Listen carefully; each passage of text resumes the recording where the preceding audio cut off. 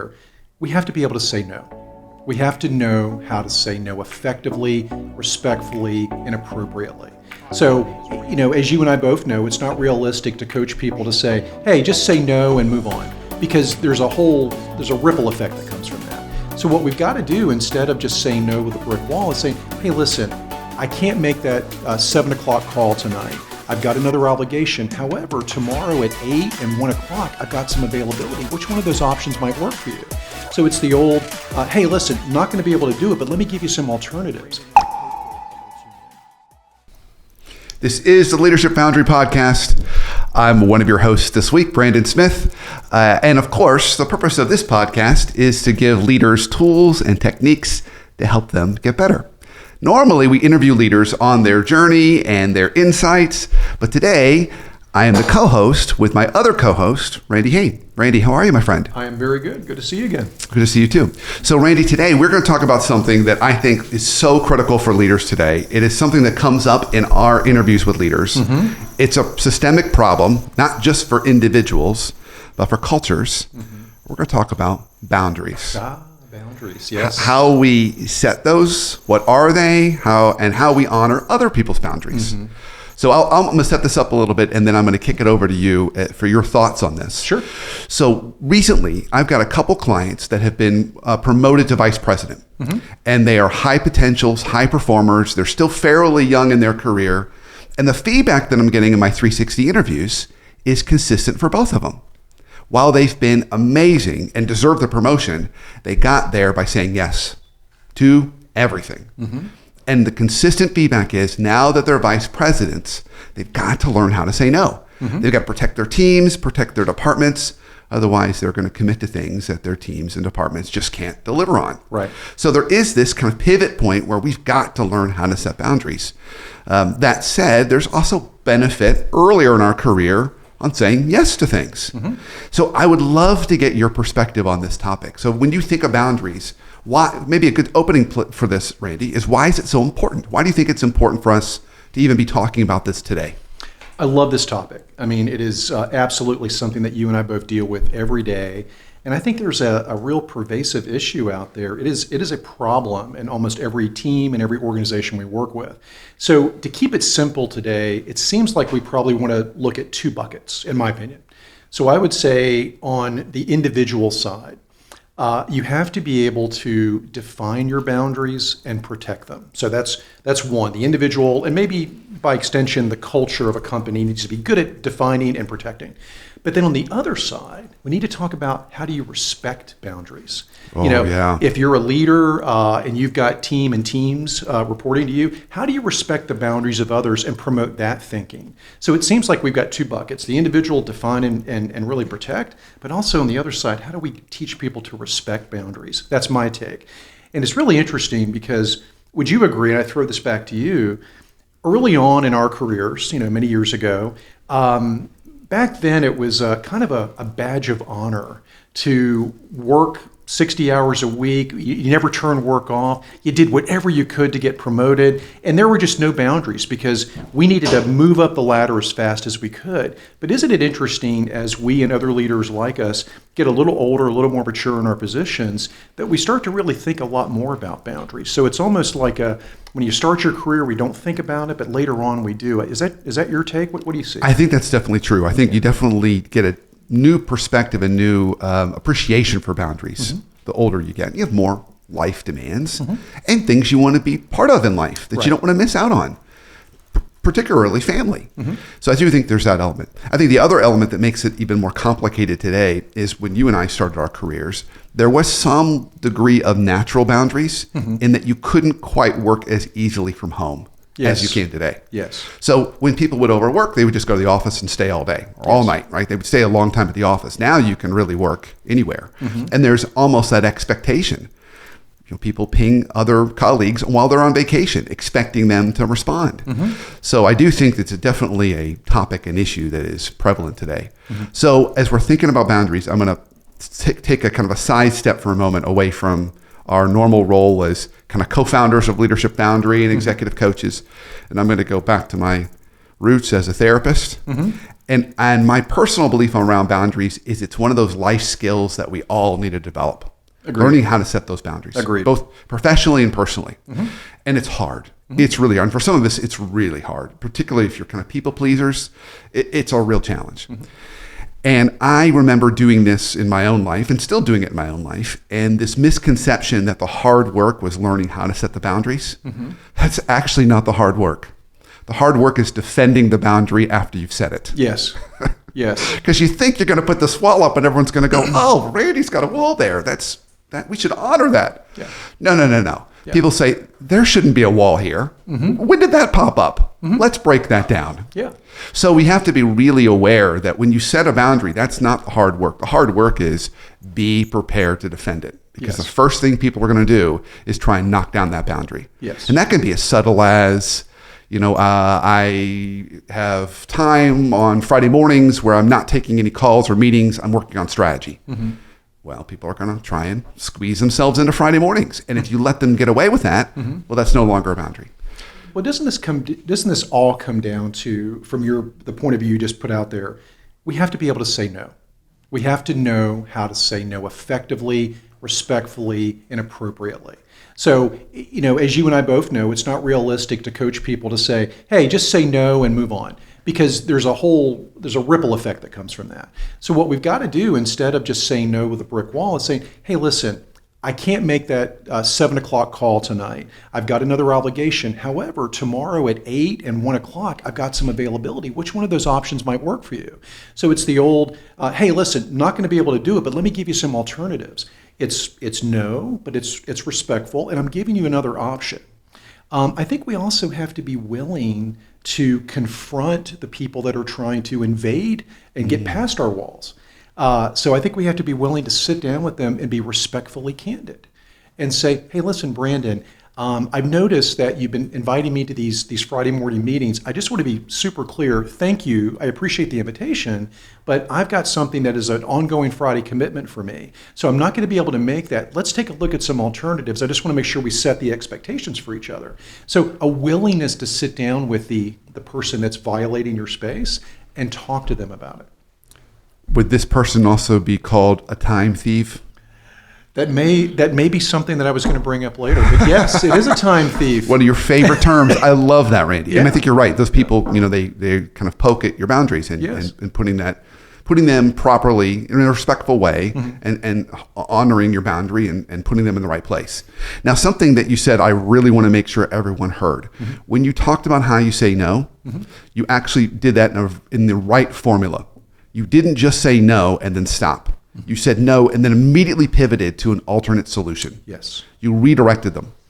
And as I can imagine how you would say it to somebody, it's probably a very respectful, brief, to the point no, and the majority of the conversations around the alternate solution. Yes. Which is a much more productive way to handle it. Where we go wrong is we just say no and we stop. And what we're doing is we're creating a negotiation.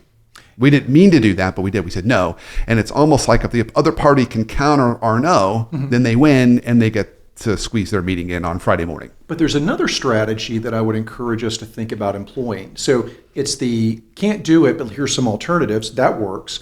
But we also need to be more curious. If we would, instead of the automatic yes, I'll take that meeting I don't want to take, I'll let you invade my territory.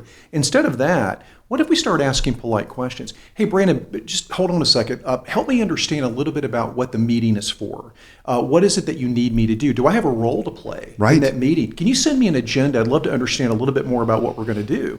And here's what's interesting. You and I both see this.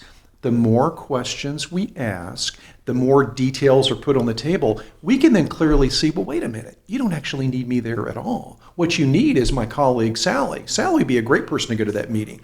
Or I think we could handle this via email. I don't think we actually need to have a meeting at all.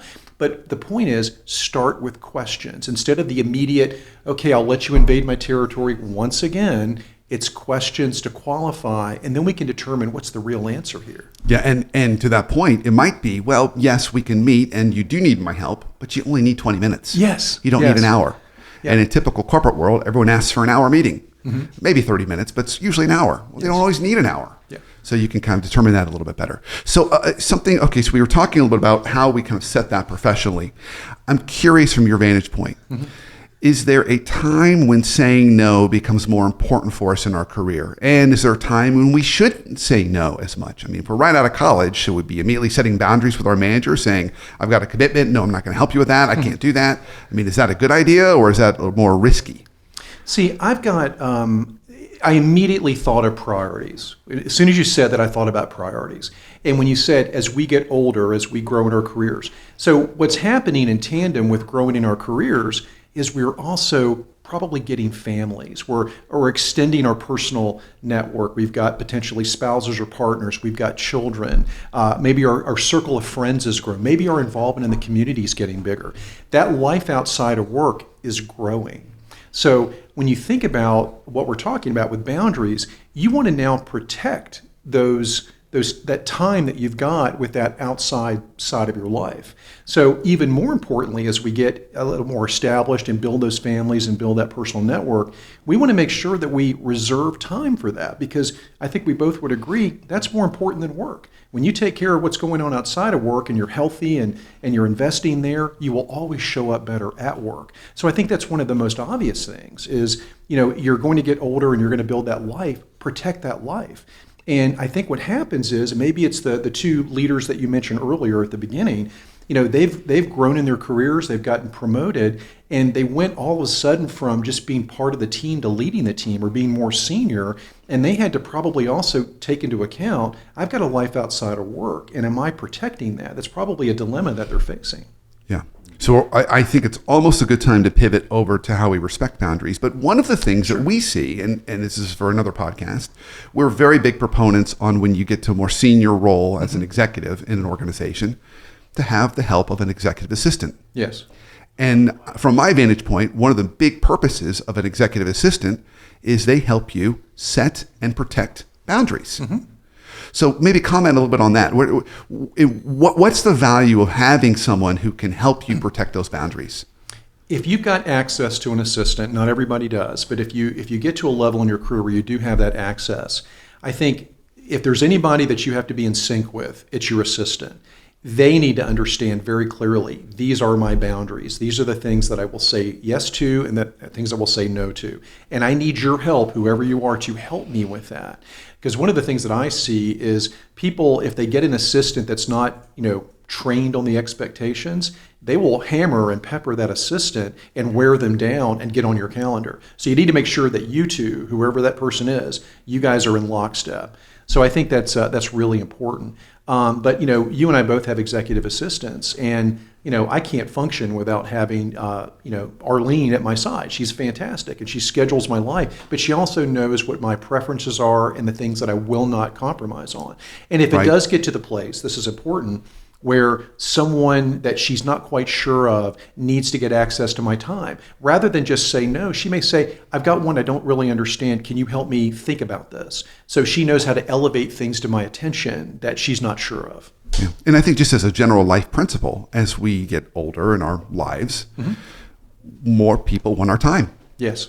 And I know just even my personal life right now, I've got my kiddos, and two are in college and one's in high school. And so I want to spend time with them and help them as they're navigating life transitions. I've also got a 90-year-old dad and an 87-year-old mom. And I get plenty of emails from dad on a regular basis, wanting my time, and then everybody else.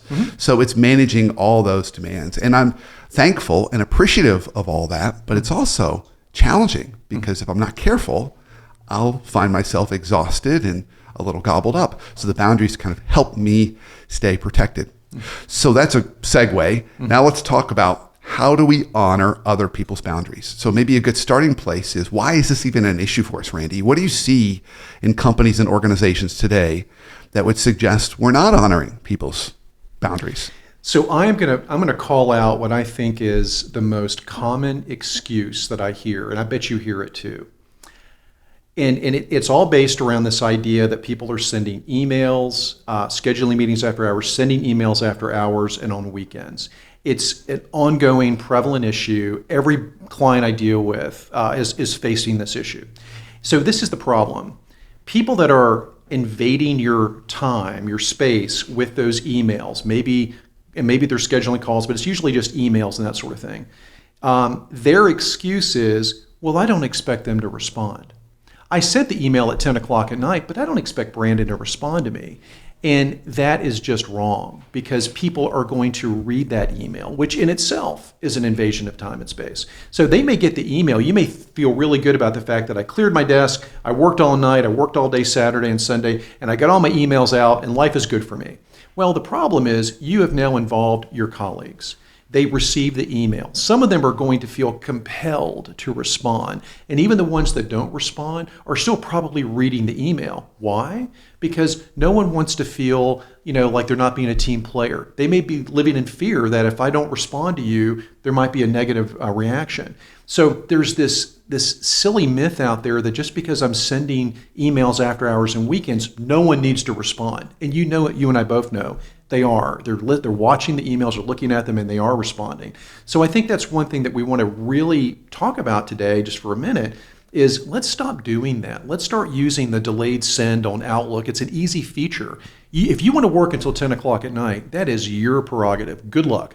You can do whatever you want. Agreed. But if you're emailing, just have the courtesy to say delayed send. This goes out tomorrow morning at 7 o'clock. If you're doing it on Friday, it goes out Monday at 7 o'clock. So just respect the boundaries of the people around you. That alone would significantly move the needle on this problem. I think that's true. And the other one that I would also lift up is meetings. Yes. In particular, just meetings being dropped in your calendar. Yes. Just people just sending a meeting invite, not even asking, are you available for this time? Just sending it to you because they think it's more efficient. Mm-hmm. Or if you're part of your company's network, then you can kind of see, it looks like they have availability, and just send them again. And no, there's no respectful request. Mm-hmm. It's just sending it. Mm-hmm. And I find that to be a problem because I know some, and you do too, organizations that have cultures where if you say personal time, it just gets overwritten with a meeting. Yes. People don't respect it. Mm-hmm. And they send meeting invites without agendas. Yes. So you have no understanding or reason why you need to be there. Like, is this involving me? Is it about me? Am I just a fly on the wall? What's the purpose and point? Mm-hmm. So I think that would be another thing that if I could wave a magic wand and fix, I would. Mm-hmm. It's changing how meetings are conducted, not just the meetings themselves, but how they are actually put on people's calendars. There should be a respectful request and send actually an agenda. I know some senior leaders that I've worked with, and their philosophy is if I don't see an agenda in the meeting invite, I decline the meeting. Yeah. Period. Yeah, absolutely. And there's nothing wrong with that because their time's really precious. And if they're not clear on why they're being invited to something, they're just not going to go. Isn't the operative word here, though, simple respect? Isn't that the word that we're really focusing on? I think that's it. You're my colleague, and I'm really busy, and you're really busy. And if I don't take the time to really discern, when can Brandon meet with me? Maybe I need to check with his assistant. Maybe I should just reach out and say, can you make it? I'm showing a complete and utter lack of respect for you if I just invite you and expect you to come to my meeting with no agenda, no heads up, and I override your block time. I'm not respecting you. And wouldn't the workplace be a whole lot better if we showed a little bit more respect to our colleagues? And then if you are faced with someone that is doing that to you, if you're listening to this and you're like, yeah, I've got people that are always doing that, have the courage to candidly, with respect, confront those people. Hey, listen, you've been doing this consistently for a couple of months. I get that you're busy. We're all busy. But I want you to respect that block time. I blocked it for a reason. So I'm just going to continually say no. Now, and you may want to go down this path. Let's say it's your boss. What do you do? What if it's your boss that's being the problem? And again, I think you have to think about, all right, either I keep suffering in silence, or I sit down and say, hey, listen, I know you've got a lot going on, but so do I. And I'm not able to be effective and efficient in my job when you keep overriding this time that I've blocked. Can we come up with a compromise or go in with a solution? Instead of this, can you try this? So what do we do if it's the boss that's doing this to us? So this is a tricky one. Mm-hmm. This is a very, very tricky one. Mm-hmm. If we're dealing with fully formed adults, then you can have an adult conversation. Yes. And say, and we always want to practice yes and from improv. Mm-hmm. Yes, I want to be supportive of you. And unfortunately, I have got personal commitments that start at 5:30. And I can't make meetings after 5:30 unless I've got enough notice to get coverage around that? Can we find another solution? So it's being able to have that respectful dialogue. And if you're operating with fully formed adults, or people who are at least trying to be fully formed adults, you're going to have a pretty productive conversation from that. There's likely going to be a give and take.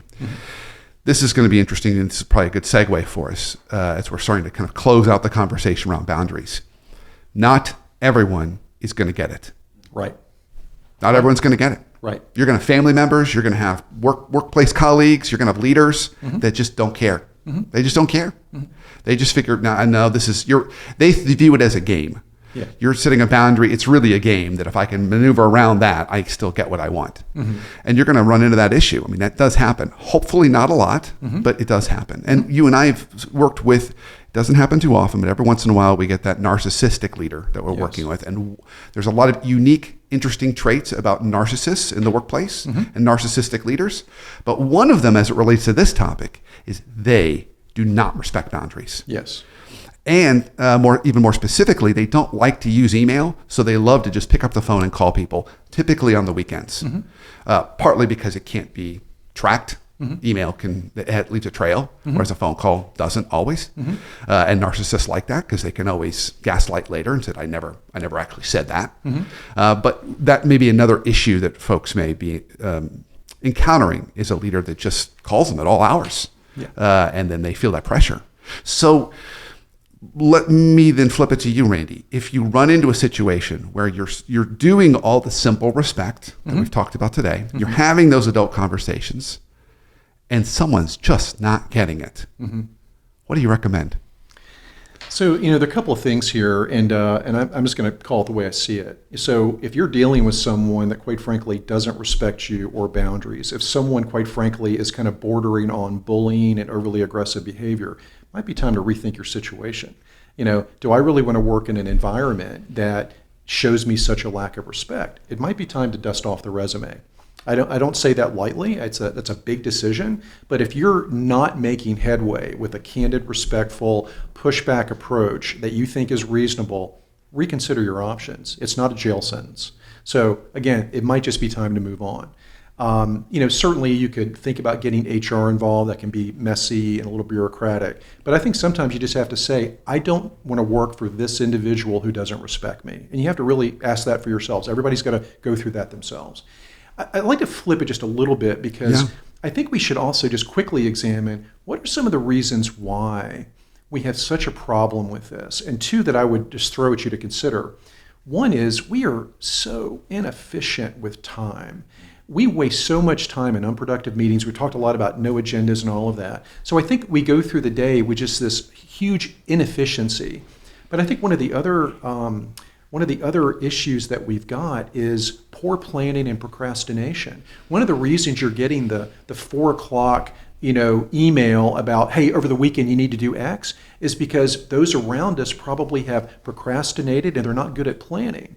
I wrote about this recently, and I got some really interesting pushback. And it wasn't that they disagreed with me. It was that, hey, that was a little close to home. You really called us out on that one. And I wasn't calling anybody out. I just observed that a lot of the reasons that we've got issues with last-minute emails or, hey, over the weekend, can you look at, it's because we don't plan very well. So I think time inefficiency, procrastination, poor planning are some of the things that kind of feed into this. Is that your experience? Yeah, and I would go even one layer underneath this, in a broad global sense. It's the topic of the book I wrote in 2020, The Hot Sauce Principle, How to Live and Lead in a World Where Everything's Urgent All the Time. Yes. And we've got an urgency epidemic going on where everything is made urgent and important. Yeah. And it typically isn't. But just everything is treated with like the highest level of urgency. And then the net result is it puts us on our heels rather than our toes. It puts us in a reactive posture and not a proactive posture. If we're in a proactive posture, we plan, we think about how to use our time more efficiently. We think about, we send out agendas ahead of time. We are just more thoughtful and prepared. But if we're constantly reacting to fires, well, we just run from meeting to meeting. And how many times have people gone to meetings, even listening to this week, where you didn't even know why you were there. You just knew you were supposed to be at this meeting. And so you hopped on. And you might have even sat through the entire meeting not saying a word. Not a good use of time. So I do think there's also some element around how we manage urgent initiatives and priorities in our time, and how we balance that efficiency and effectiveness Yes. that we need to. Isn't it in the helpful though workplace. sometimes just to ask the question, is the business going to fail if I don't respond to this email at 9 o'clock at night? If I don't work on your project Sunday morning and spend my entire day on it, is the business going to fail? Are the walls going to collapse? And it's just really asking the why am I doing this? Why do you need this now? Because I can tell you, I've not met a senior leader yet in my career, and I've been doing this a long time, that answering the email at 9 o'clock was going to save the business. The client was not going to be salvaged at 10 o'clock at night, ever. No. You could put some thought into it, but it's probably not very good thought. Right. The only time that seems to be important is if a crisis just happened. Yes. And crisis in the business, or there's some media-related issue that you need to get in front of. Mm-hmm. Otherwise, it can wait till tomorrow. And how often do companies deal with those kinds of crises? Yeah.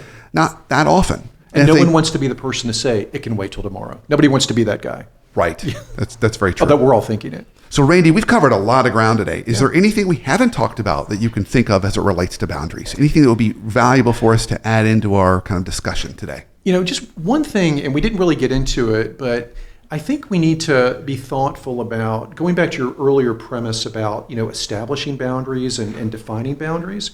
I think there's a caution flag, and this may be like my takeaway for today for everybody. The one thing, it's if you're establishing boundaries, don't let it negatively impact your ability to be vulnerable and authentic.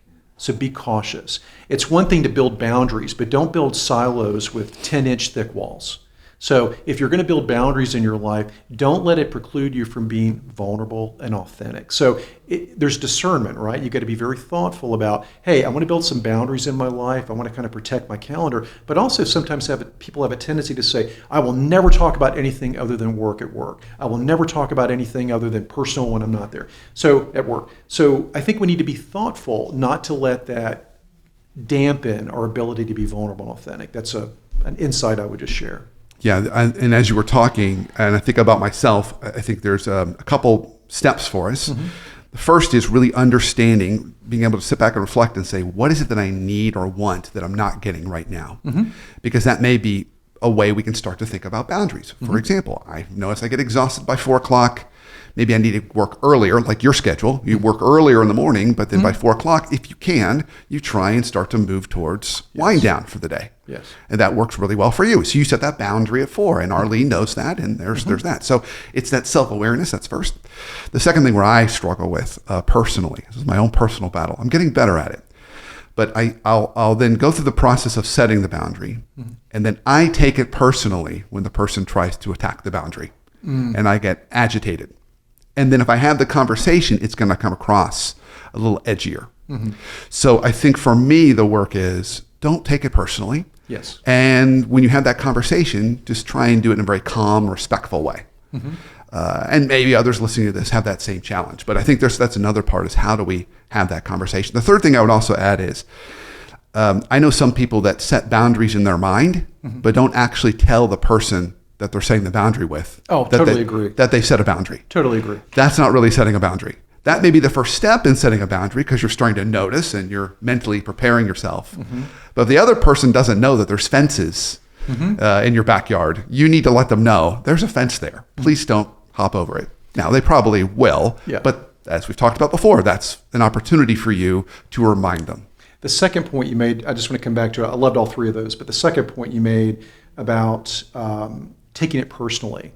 The thing to remember, and it's really difficult, and I'm not justifying the behavior, but someone is violating your boundaries because their problem is the only problem they can see. It's the only thing they can think of. They're not thinking about you. And again, we could be upset about that, but we also need to recognize something has triggered their stress reaction, something has caused them to reach out. So I guess just kind of understanding that they're probably not thinking about you. They're really just kind of focused on the problem at hand. And we all do that. We're all humans, right? So it is sometimes just giving people a little grace. Okay, I didn't like that you reached out tonight. I'm going to have a conversation with you. That could be just another side twist. Yeah, I love that. So kidded with you and joked. So we have a third dog. We have a little puppy named Sawyer. Sawyer, yeah, and he's a French bulldog puppy, and he's great. The beautiful thing about Sawyer, which he's teaching me, is he takes nothing personally, nothing. Goes over to the other dogs, and if they bark at him or whatever, he'll redirect. But his feelings aren't hurt. Now my middle dog Walter takes everything personally, and he sees Sawyer as a personal affront to his life. So the entire time I'm watching Walter just look at Sawyer with this sad look, like, look at what this guy's doing to me. And Sawyer's not thinking about Walter. Sawyer's just living his best life, taking nothing personally. And I think there's something to be said about that too. Yes. Well, Randy, we've had a really rich discussion here. So as we land our plane, we always like to try and wrap it up in some practical steps. So when you think about a takeaway from today, what's a big takeaway that listeners can maybe either start to take action on or think about as they're contemplating this whole big critical topic of boundaries? I think that my advice would be, don't get overwhelmed with the topic, for one. We covered a lot of ground, but let's keep it very simple. So let's distill it down to, you need to be able to articulate and define what your boundaries are. And you have to be willing to communicate them to others. So that's step one. Second, you have to respect the boundaries of others. It boils down to that. Am I defining and articulating my boundaries, and am I respecting the boundaries of others? So if you get nothing else out of today, ask yourself, how am I doing in those two buckets? That would be my advice. Yeah. I would say my takeaway is very similar to that. I would say, just to maybe add a slightly different flavor to it, think about the boundary you want to set, and then make sure you clearly communicate that. It may come to a point where you have to set a bigger boundary, and that's okay. It's okay to do that. I often will joke and say sometimes we have to figure out the right distance we want to love people.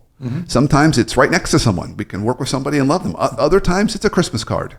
Yes. That's about as close as we can get to that person, because if we get any closer, they just don't respect our boundaries. So it's also finding those healthy distances, and navigating through life with that kind of in mind. Yeah, love that. Well, thank you, my friend. I think we covered a lot of ground. I hope everyone listening got some value out of this. I know it's something that I am continuously working on.